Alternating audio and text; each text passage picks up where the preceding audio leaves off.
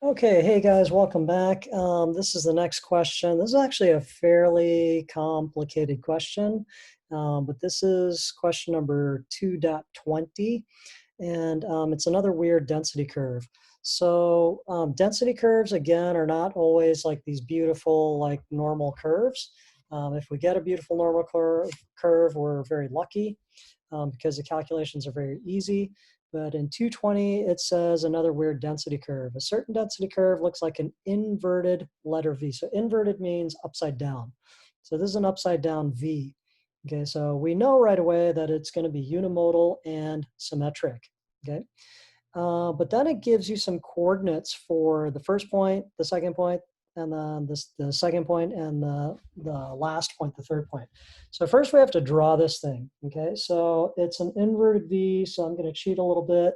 My scratch paper has some lines from like this other side. It's a GeoSkills quiz. Okay, don't tell anyone that I'm using that for scrap paper. But anyways, I already see a line, a horizontal line there, so I'm just gonna kind of, not being lazy. I could really use a ruler or a straight edge, but you know, being a little lazy, just gonna hand sketch it. So I'm gonna go just like, I'm gonna go about up to there, and I'm gonna try to make this, you know, somewhat symmetrical. So go something like that. It's supposed to be perfectly symmetric. And how come I didn't go all the way down to the very end? Because the density curve does not, remember, the density curve does not hit the x-axis. Okay, but then I'm going to go ahead and just label these points. So here is, by the way, here is the y-axis goes this way. I'm not going to draw it because it would hit the density curve. It'd be a little bit confusing, but I'm going to add the coordinates of these things. So this, it's at 0, 0.6. So 0, 0.6.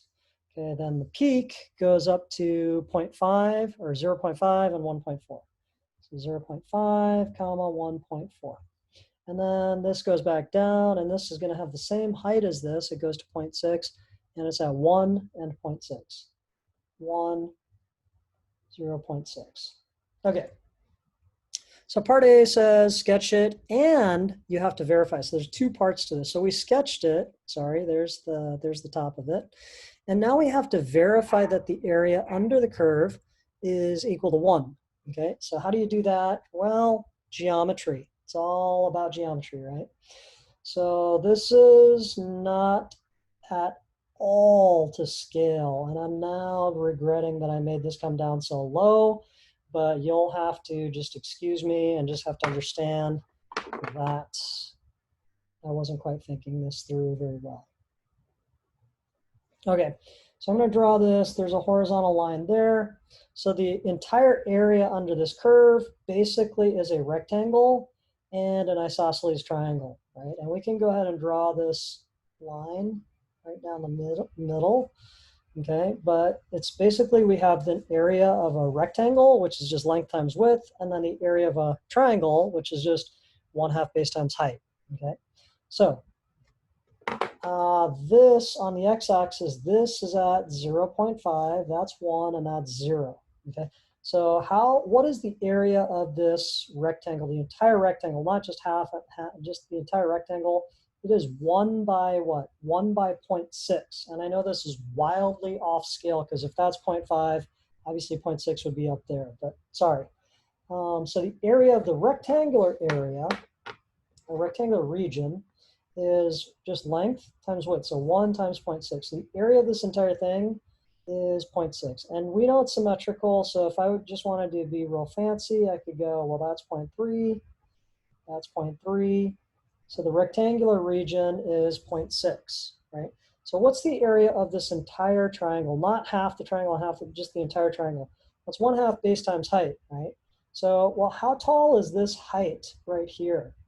Well, that height, the peak is at 1.4, but that's going from 0, right? So we're going from here up to 1.4. So this height right here, this dimension is 1.4 minus 0.6 or 0.8. So that's how tall the triangle is. And then instead of the entire base, let's just calculate, well, what is half the base? Well, half the base, that dimension is just 0.5. So the area of this entire triangle is 1/2 the base, which is 0.5 times 0.8. So what is the area of this entire thing? Well, the area of this entire thing is just 0.5 times 0.8, okay, which is 0.4. Okay, and since it's divided into two equal, sort of regions, 0.2 and 0.2 is that area and that area. Okay, so is the area of the entire region below this density curve, below this inverted V, does it equal 1? Yes, 0.2 plus 0.3 is 0.5, 0.2 plus 0.3 is 0.5. Yes, so the area does equal 1. So part A is done. Part B, super simple. Where's the median? Well, if it's perfectly symmetrical, the median is, boom, right there, 0.5. Mark the median and the approximate locations of the quartiles Q1 and Q3. So the median, capital M, not mu, but capital M, right? The Roman letter M, not the Greek letter mu. Capital M is the median. Just to be clear, I will write median is equal to 0.5. It's right there, okay? It's at the middle of the distribution, okay? Where are the quartiles? So we're tempted to, if this entire thing was a rectangle, like in one of the previous questions, the quartiles would just be at 0.25 and 0.75. That's not going to work, okay?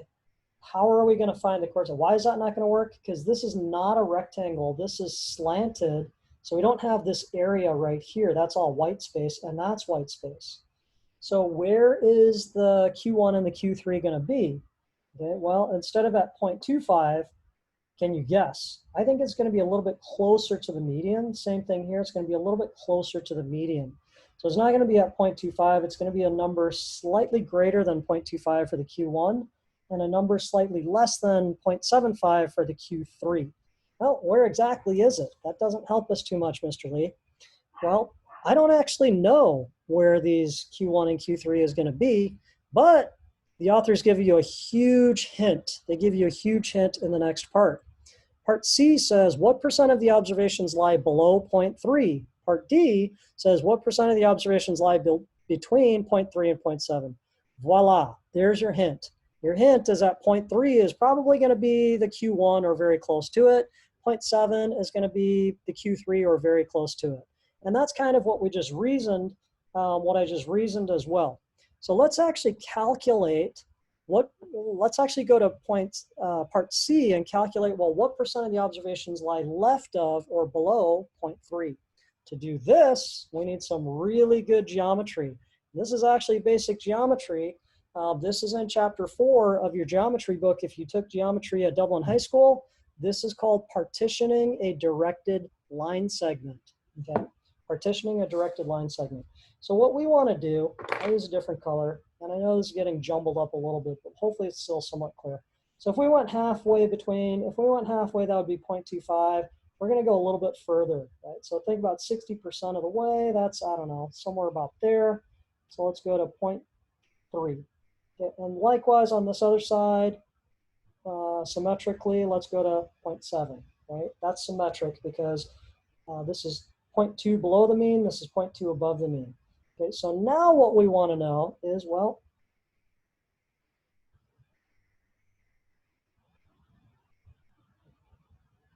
okay, sorry, these should have hit at the same spot. I apologize, I'm not a great artist. I didn't draw it perfectly symmetrical, but you know what I mean, okay?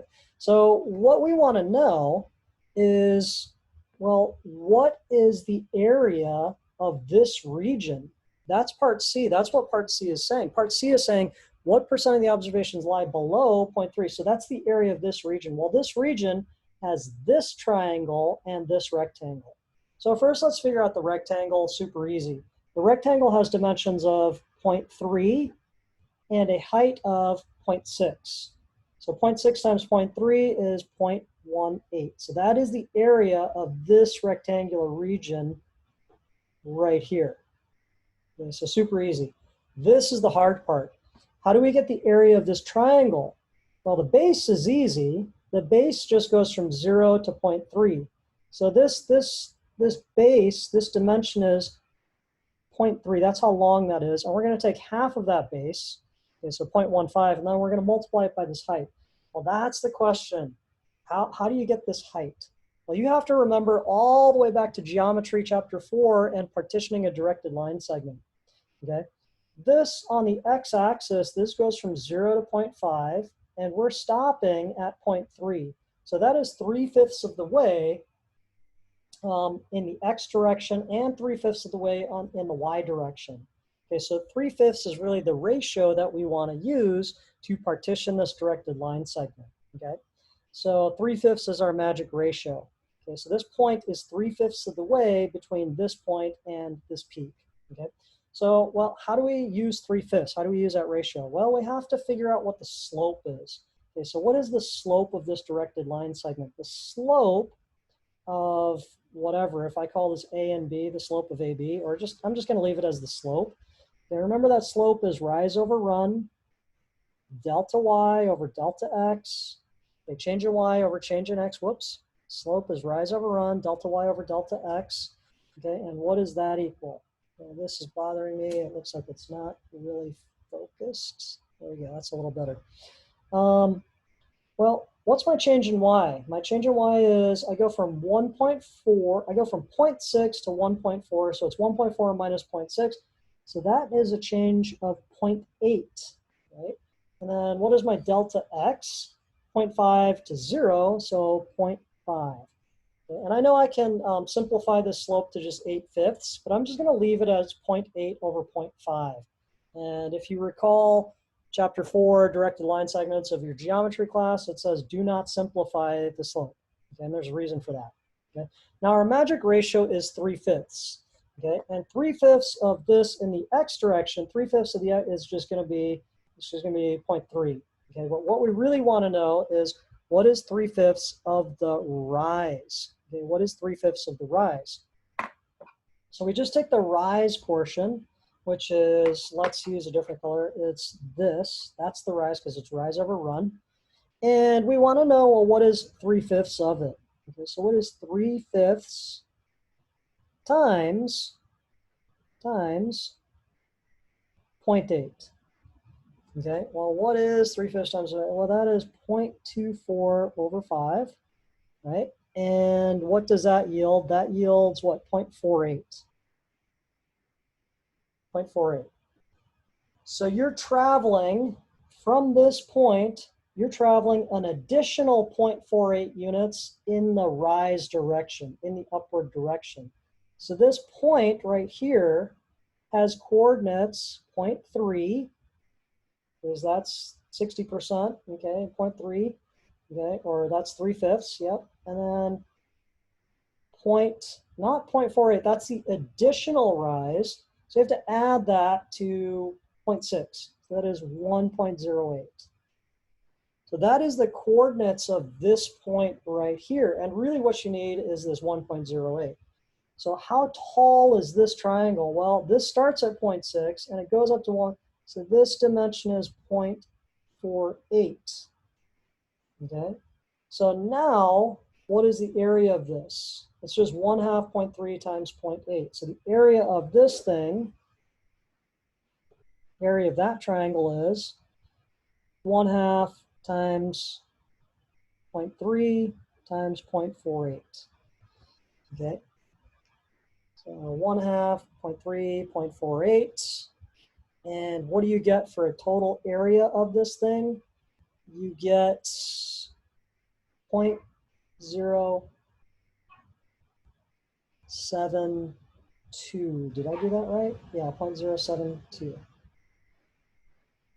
Okay, so now what is the area of, what is the entire area of this entire region? Well, you have to add the 0.18 to the 0.72.